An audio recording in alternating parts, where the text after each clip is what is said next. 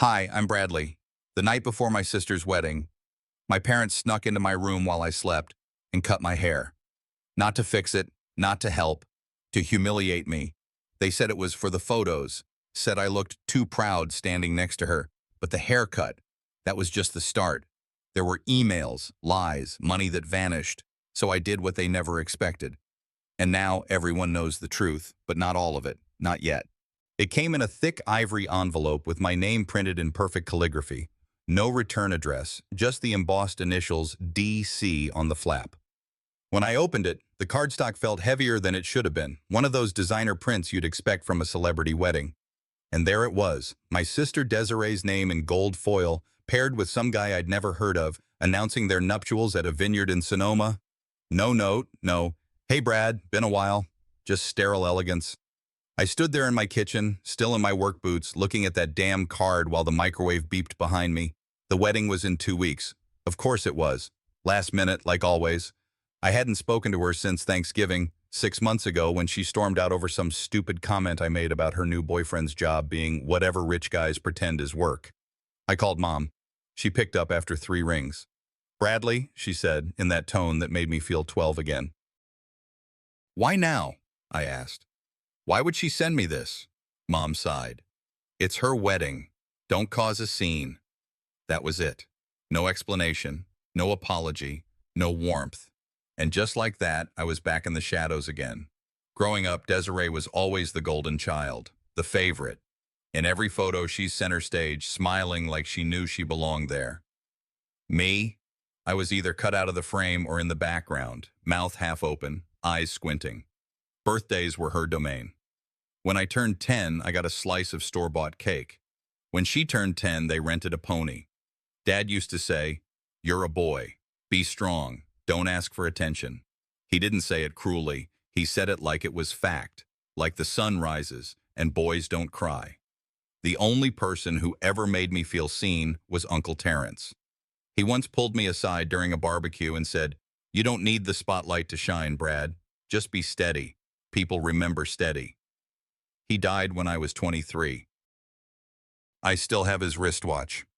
After staring at that wedding invite for a while, I tossed it on the counter and sat down. Do I even go? Desiree hadn't called, hadn't texted. Not even a, "Hey, it's been a while." Just an invite, like I was a distant cousin. But something in me, some stubborn flicker of pride, said maybe this time would be different. Or maybe I needed to prove I was no longer that boy in the background. I brought it up with Lenny at work. We'd been loading pallets all morning when I finally said it out loud. "I think I'm gonna go." He looked at me like I'd said I was running for office. "Why?" he asked. "Seriously, man, you hate those people." "Yeah," I said, "but maybe I'm not going for them. Maybe I just need to show up for me." Lenny nodded slowly. "Then go. But don't forget who you are when you get there. You're not their punching bag anymore." That stuck with me. A few days later, my phone rang. It was Desiree. No pleasantries. Just straight to business. "We need you there early for family photos." I blinked. "Why me?" "Just do it for Mom. You know how she gets." Same old Desiree. No effort. No bridge building. Just expectations. She mentioned a stylist being arranged for the immediate family. "Make sure you don't cut your hair before. They'll do it right." We hung up, and I sat on the edge of my bed staring at the floor. Lenny's words echoed again. "If they pull anything shady, don't hold back." The morning before the trip, I started packing. Not much, just a suit I hadn't worn since Dad's funeral. Still a little tight in the shoulders. I laid it out on the bed and paused when I saw the box on the top shelf of my closet. I hadn't opened it in years. Inside, nestled in soft cloth, was Uncle Terrence's wristwatch. The leather band cracked, the face a little scratched, but still ticking. I fastened it onto my wrist and held it there for a moment. A silent promise, maybe, or a reminder. I wasn't going there to grovel. I was going as a man. I practiced responses in the mirror, polite, calm, distant. I wasn't going to give anyone the satisfaction of seeing me rattle. I wasn't seeking revenge. I wanted dignity. I wanted to reclaim the ground I'd let them walk all over for decades. "You're not that boy anymore," I told my reflection. But I had no idea the night before the wedding would be the turning point of my life. It came in a thick ivory envelope with my name printed in perfect calligraphy. No return address, just the embossed initials DC on the flap. When I opened it, the cardstock felt heavier than it should have been. One of those designer prints you'd expect from a celebrity wedding.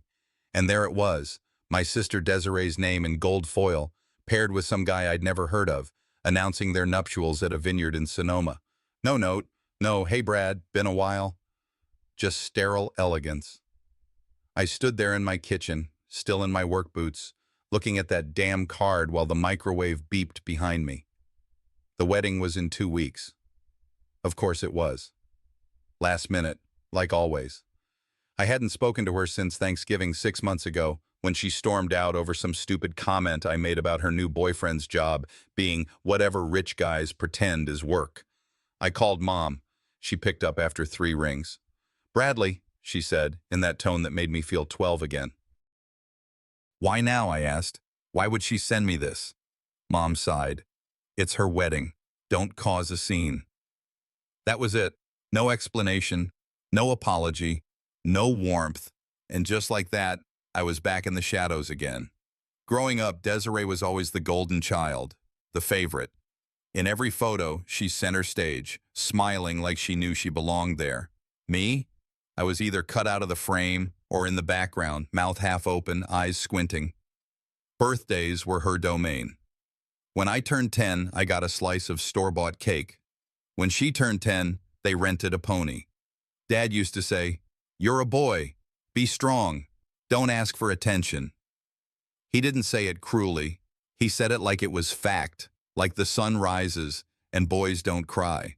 The only person who ever made me feel seen was Uncle Terrence. He once pulled me aside during a barbecue and said, "You don't need the spotlight to shine, Brad. Just be steady. People remember steady." He died when I was 23. I still have his wristwatch. After staring at that wedding invite for a while, I tossed it on the counter and sat down. Do I even go? Desiree hadn't called, hadn't texted, not even a, "Hey, it's been a while." Just an invite, like I was a distant cousin. But something in me, some stubborn flicker of pride, said maybe this time would be different. Or maybe I needed to prove I was no longer that boy in the background. I brought it up with Lenny at work. We'd been loading pallets all morning when I finally said it out loud. "I think I'm gonna go." He looked at me like I'd said I was running for office. "Why?" he asked. "Seriously, man, you hate those people." "Yeah," I said, "but maybe I'm not going for them. Maybe I just need to show up for me." Lenny nodded slowly. "Then go. But don't forget who you are when you get there. You're not their punching bag anymore." That stuck with me. A few days later, my phone rang. It was Desiree. No pleasantries. Just straight to business. "We need you there early for family photos." I blinked. "Why me?" "Just do it for Mom. You know how she gets." Same old Desiree. No effort, no bridge building, just expectations. She mentioned a stylist being arranged for the immediate family. "Make sure you don't cut your hair before. They'll do it right." We hung up, and I sat on the edge of my bed, staring at the floor. Lenny's words echoed again. "If they pull anything shady, don't hold back." The morning before the trip, I started packing. Not much, just a suit I hadn't worn since Dad's funeral. Still a little tight in the shoulders. I laid it out on the bed and paused when I saw the box on the top shelf of my closet. I hadn't opened it in years. Inside, nestled in soft cloth, was Uncle Terrence's wristwatch. The leather band cracked, the face a little scratched, but still ticking. I fastened it onto my wrist and held it there for a moment. A silent promise, maybe. Or a reminder. I wasn't going there to grovel. I was going as a man. I practiced responses in the mirror, polite, calm, distant. I wasn't going to give anyone the satisfaction of seeing me rattle. I wasn't seeking revenge. I wanted dignity. I wanted to reclaim the ground I'd let them walk all over for decades. "You're not that boy anymore," I told my reflection. But I had no idea the night before the wedding would be the turning point of my life. I woke up in a quiet that felt too intentional, the kind of silence you don't trust. The sun hadn't fully crested the hills outside yet. My guest room in the vineyard estate smelled faintly of lavender and wood polish, too polished, too clean. The pillow under my head felt rougher than I remembered. I turned slightly and noticed a few strands of my hair clinging to it. Dark, coarse, unmistakably mine. I blinked a few times, sat up, rubbed the back of my neck. My scalp tingled. Not a good tingle. Dragging myself into the bathroom, I flipped on the light. The reflection staring back didn't register at first. It was like looking at a version of me run through a blender. Jagged, uneven, butchered. The right side of my head looked like it had been attacked with garden shears. The bangs, if you could call them that, were slashed in angles no mirror should have to reflect. My mouth went dry. I stood there frozen, the electric hum of the bathroom light buzzing louder than my thoughts. Fallon's words from the night before echoed like a knife slipping into warm butter. "Don't worry, we'll make you look family ready."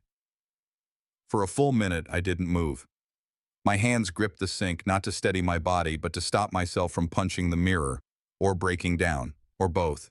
I didn't cry, didn't curse, didn't yell. I just stared. Because this wasn't about hair. This was about power, about being handled, about being told, without words, that I didn't belong in their picture unless I was reshaped. That haircut. It was permission.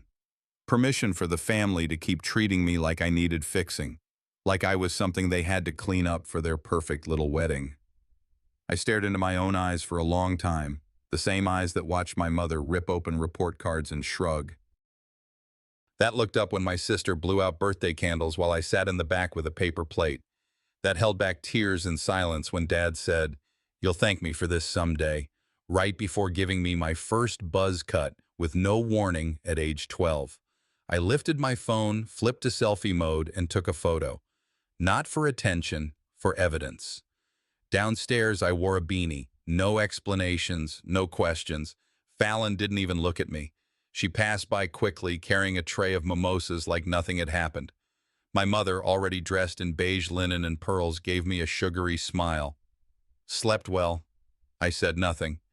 Desiree was at the bridal suite, according to someone passing through. How convenient. Breakfast was laid out across the patio.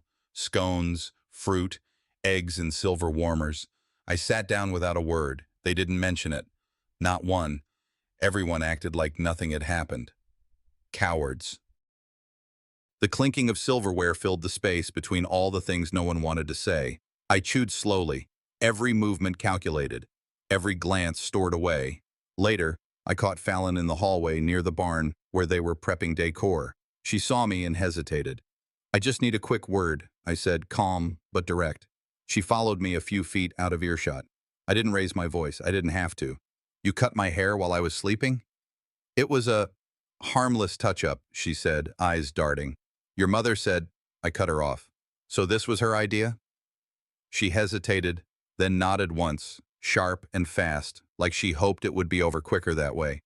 "It wasn't supposed to be like this. Just a little cleanup, to make you more presentable." She flinched as the word left her mouth. "And if I'd said no?" "They didn't want you to ruin the photos." There it was. Not about style, about image, control, performance. Making sure their memories looked just the way they wanted, with me polished into the backdrop. I walked away before she could add anything else. Not because I was satisfied, but because I finally understood the rules of the game they were playing. That night, while everyone else laughed over wine and rehearsed toasts, I walked out to the edge of the vineyard. No lights, just the wind moving slow through the vines. I called Lenny. He answered on the second ring. "Brad," I explained everything. All of it. The silence after, the haircut, Fallon's confession. He didn't interrupt. "This ain't just petty anymore," he said finally. "This is violation." I asked, "How hard is it to record people legally, if it's just me wearing something, just audio?" He paused, then chuckled once. "You planning to go deep?" "No, just want the truth, documented." That night, I didn't sleep. I made a list, not of revenge, of truth, of leverage. Because if they thought I'd swallow this, they never really knew me at all. I walked through a corridor of the vineyard house early that morning before the bustle of guests arrived. The walls were lined with framed family portraits, old black and white ones, newer color shots, wedding photos, graduation groups. At first glance, they looked innocuous, but I noticed something uneasy. I was missing from many. In the vintage frames, Desiree stood beside our parents. In newer ones, my presence was blurred or tucked to the edge, cropped so only her face glowed. In one oddly lit portrait, my form was in shadow, my eyes dim. I stopped, placed a trembling hand on the frame, feeling the weight of their intentional erasure. A guest passed behind me, muttering, "What a perfect family," and I nodded politely, though inside I burned. Later, Desiree handed me a printed schedule envelope for the rehearsal dinner. I opened it and saw my name card designation. Guest. Not brother of the bride, not family. I asked, voice low, "Why does mine say guest?" She looked startled. "Printing error," she said quickly. My mother's voice cut in. "It's fine. Sit quietly." The dismissive tone rang louder than any argument. My chest tightened. I folded the card and slid it into my pocket. The insult stung deeper than any slur.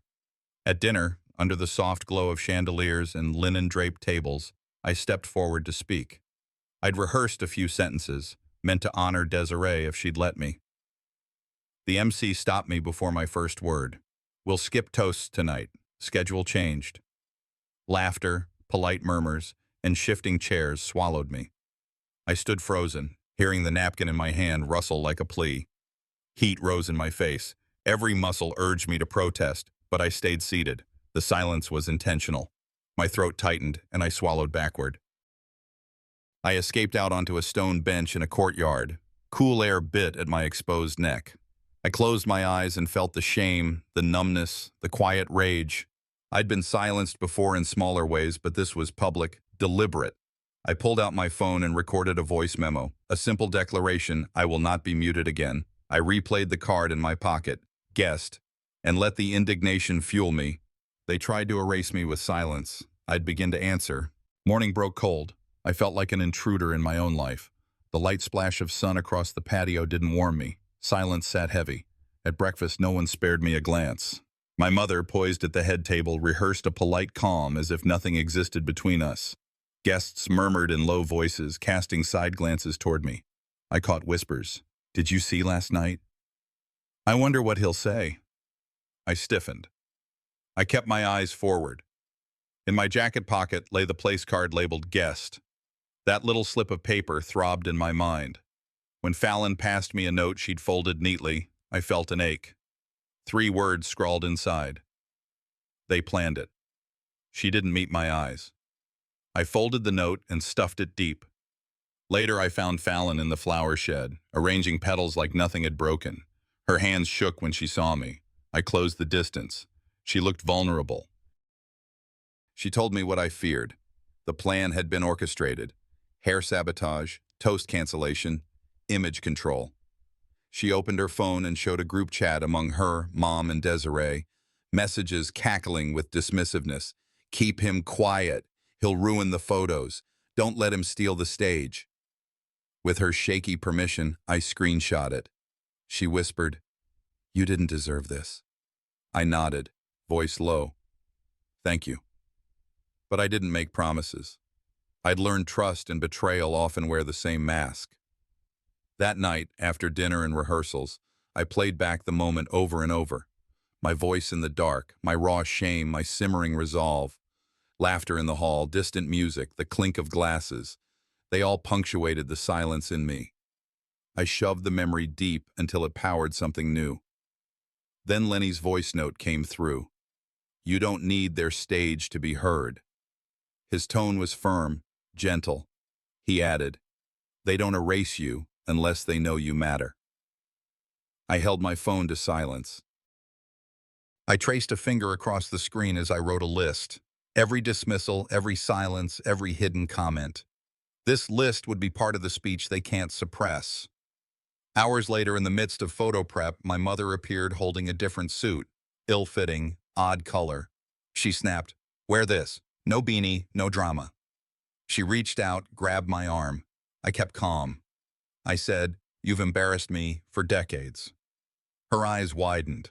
Guests nearby turned. Father looked away. My heart pounded, but my voice did not tremble. I walked away. I left her behind in that room full of mirrors and expectations. Later, in solitude beneath the vineyard's eastern edge, I powered on my phone and recorded. No rage, no collapse, just truth. This is the story they won't tell at the wedding, but I will. I uploaded the file to a private cloud folder, labeled it for after. I stood beneath the gnarled branches of the ancient oak. They used to take our family photos there. I slid Uncle Terrence's wristwatch from my pocket to feel its weight. The old tree's wind stirred leaves around me. Loss, rage, hope. They settled together. Anger drained. I felt something else. Readiness. The sun hadn't risen yet, but I was already up. Cold light bled through the vineyard windows, catching the uneven strands of my hair in the mirror. I stared at myself. Half hair, half shadow. A contradiction they tried to bury. But the truth was, I'd always lived in contradiction. And now, I wasn't hiding from it anymore. I tapped my phone screen, opening the screenshot Fallon had sent. The group text. Their words still there. Cruel. Clear. Premeditated. I didn't need to read them again. I just needed to remember. I slipped on the wristwatch Uncle Terrence gave me the year I left for college. No one ever asked about it. No one cared. But I wore it every day. And this morning it felt heavier, like it knew something was coming. I whispered to my reflection. I existed long before they acknowledged me. Just 6 words, but they stuck like roots. I needed clarity before chaos. So I went digging. Old boxes, storage closets, the kind of corners that gather dust and truth in equal parts. In one cracked bin, I found a photo album, my handwriting on the cover. Inside, school awards, newspaper clippings, birthday cards. I flipped through them slowly. Then I stopped. There it was, a scholarship certificate from sophomore year. Except, the version framed in the hallway had Desiree's name. Not mine. Different date, same layout, same award.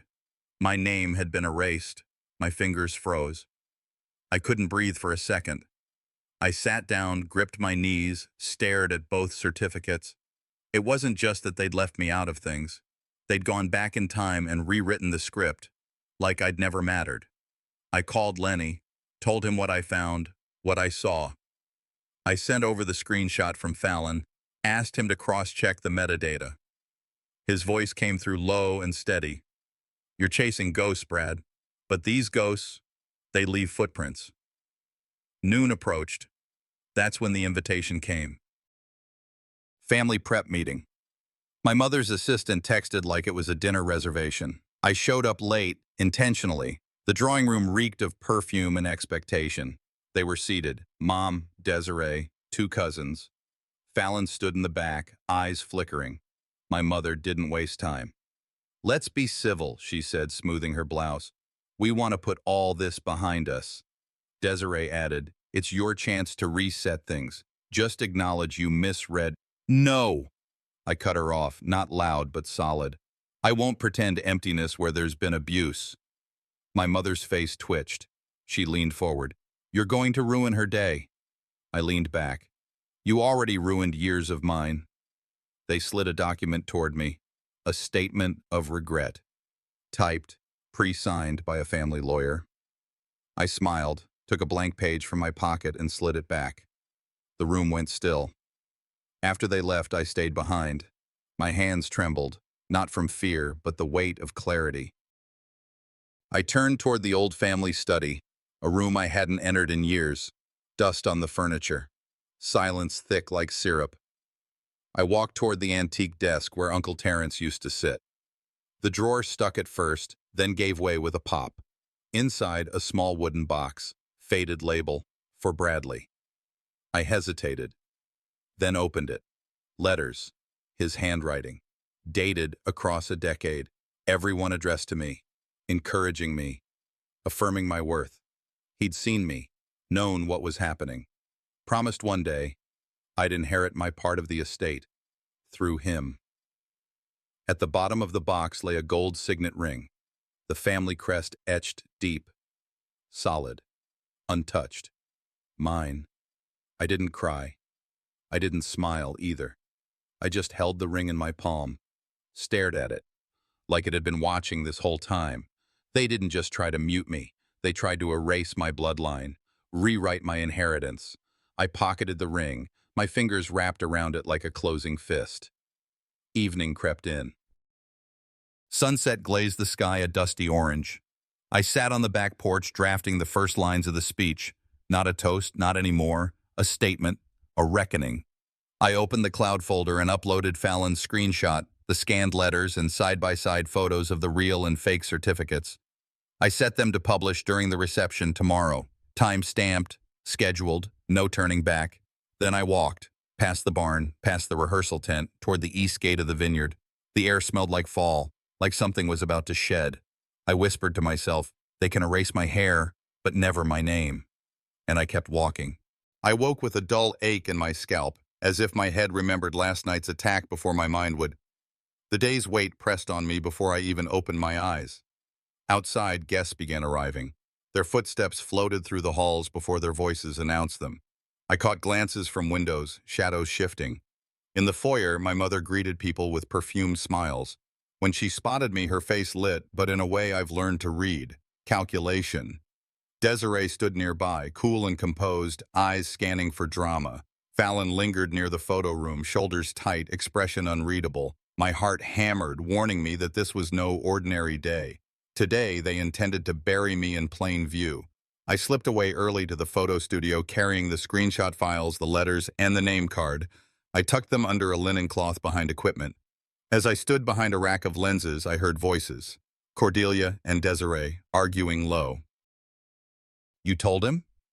He can't expose us. Panic creeped into their tones. A crew member entering to adjust lighting stumbled across my prints. Eyes flickered, like they saw too much. Fallon appeared beside me, reaching for a page. I touched her arm, freezing her motion. Cordelia burst through the door, face tight. What are you doing? She hissed. I stepped forward. Standing in truth. She snarled, ordered me out. I refused. She tried to shoo me. I stayed. Later, during the wedding walkthrough, chaos brewed. My jacket was suddenly too tight. Someone had swapped it for a smaller size. I pulled at the cuffs, heart sinking. The guest card poked out of my pocket, reminding me of their game. A bridesmaid leaned to Desiree and whispered, "He looks unbalanced." Their laughter was soft, cruel. My hands went steady. Inside me, a voice repeated, "They want me to look unstable on their stage," but I kept my face calm, my lips sealed. Then the cameras turned on me. A videographer captured part of the confrontation between Cordelia and me earlier. Cordelia, in rage, hissed, "You'll ruin everything I've built." Her tone trembled, not with control, but with fear. I clicked record on my own phone, aligning my evidence with theirs. Desiree stumbled across the floor, her composure cracking. Guests gasped. Their perfect ceremony teetered. I watched their faces shift. I slipped away to the barn behind the estate, lungs sharp with adrenaline. I typed Fallon a message. "I have what I need. Be ready." My hands hovered over my phone as I reviewed the chain of evidence, the photos, the audio. No second guessing. I made a silent vow. Tonight I'd speak. Let them hear every lie they told. As the reception began, I walked toward the hall with head high, not because they permitted, but because I refused to shrink any further. Twilight had just started to settle when I stepped into the reception hall. Golden light filtered through hanging floral arches, soft music hummed in the background. It should have felt beautiful, but it didn't. It felt like a theater waiting for its scandal. My shoes clicked against the marble floor, slow and deliberate. I carried the folder in one hand. Inside it, everything they tried to erase. People turned their heads, not dramatically, but one by one. The kind of attention you don't ask for, but feel like static under your skin. I spotted my mother across the room. Her smile froze for half a second when she saw me, then returned like a light switched on. That was the dare. Her way of saying, "You still won't do it." Fallon gave me a brief glance from near the wine table. I nodded once. She knew. I knew. Tonight, I wouldn't wait for their permission. The toast portion was set up with all the pageantry expected of an old money wedding. Desiree was called first. She moved like she was floating, all gleam and curated emotion. Her voice cracked at the right moments. She thanked everyone. She called the family a fortress. She mentioned her mentors, her childhood, her pillar Cordelia. But she didn't mention me, not once, not a pause, not even a nod. It wasn't just exclusion, it was intention. The MC, eyes glazed with routine, motioned vaguely in my direction. No mic, no introduction, just a hand wave like someone calling up a backup singer no one ordered. I walked up anyway, quiet, collected. I didn't clear my throat. I didn't need theatrics. I just spoke. "I want to start with thanks," I said, "because even erasure teaches you something." A murmur rolled through the room. I was raised in this family to be grateful for crumbs, until I realized the crumbs were the proof of a full loaf kept from me. My hands didn't shake as I pulled out the printouts. "These are messages between my mother and Desiree," I said, holding them up. "Coordinated efforts to minimize, to control, to cut my presence before it outgrew the lie." I read one out loud. My voice didn't waver. "We must minimize him before he overshadows." There were gasps. One woman dropped her wine glass. The clink didn't even register under the weight in the air. Cordelia's expression cracked like old paint. Desiree looked down at her shoes like they'd betray her too. "They cut my hair while I slept," I said, voice now slower, deeper. "Not out of concern, but out of strategy. Tonight I'm not here to ruin anything. I'm here to end pretending." And then, like divine timing or poetic justice, the videographer's feed, projected onto the giant screens behind the dance floor, glitched once, then began to roll the clip, the confrontation. Cordelia's voice, "You'll ruin everything I've built." Her tone didn't sound like a mother. It sounded like a CEO losing her grip. The screen showed the screenshot chain, then the pictures I'd taken of the stolen certificates, the sealed envelope, the ring. Whispers became voices. Some guests stood. Others crossed their arms. A cousin shook his head slowly. Cordelia tried to yell, but she was too late. She was playing defense in a story already told. I walked to the head table. Quiet. No theatrics. I reached into my jacket and laid the envelope down, right in front of Cordelia and Desiree.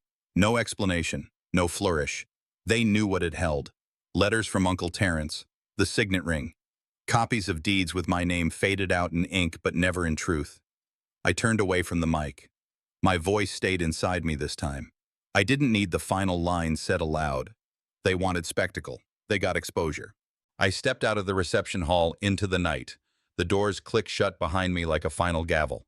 The cool air hit my face, and for the first time in a long time, I didn't feel like I was running from something. I just stood there, still. The tension that had lived under my skin for years, tight as wire, finally eased its grip, even if only slightly. A few guests passed by on their way to the valet. Some gave polite nods.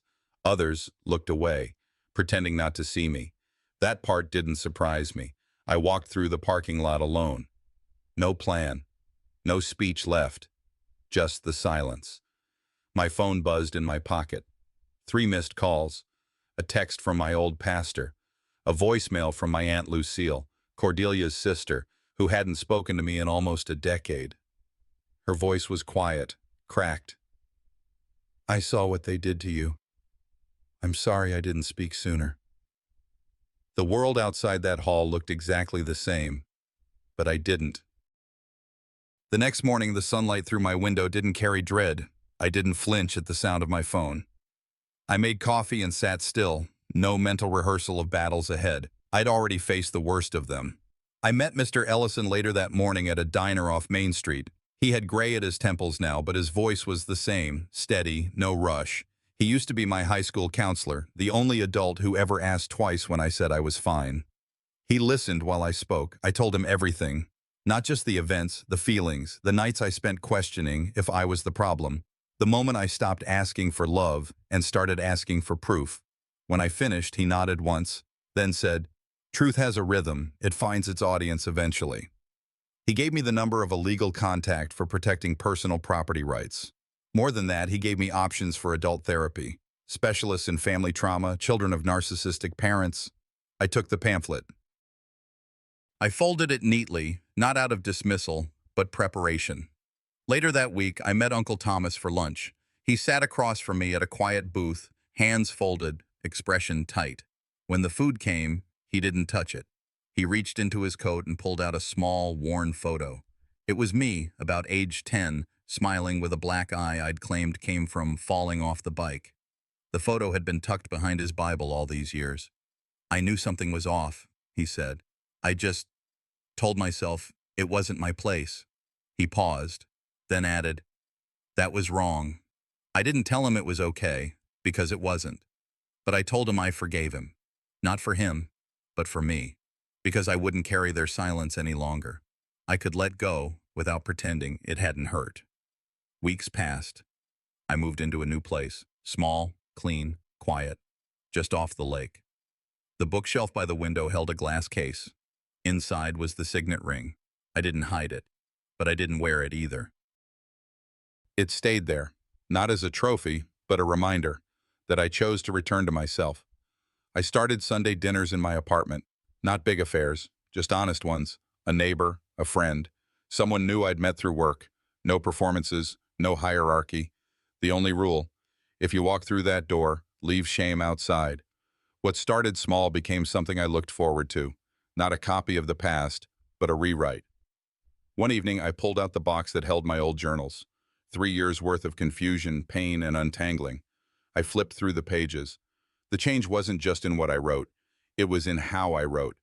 The lines used to be tight, like I didn't want to take up space. But later pages, bold, clear. I took one of the fresh sheets. I wrote a letter, not to my mother, not to Desiree, but to the kid I used to be. You were not difficult. You were discerning. You were not dramatic. You were deeply disappointed. I folded the letter once, slipped it into the envelope, the same one I had used to expose their lies. It didn't hold weight anymore. It held truth. And truth, finally, felt light.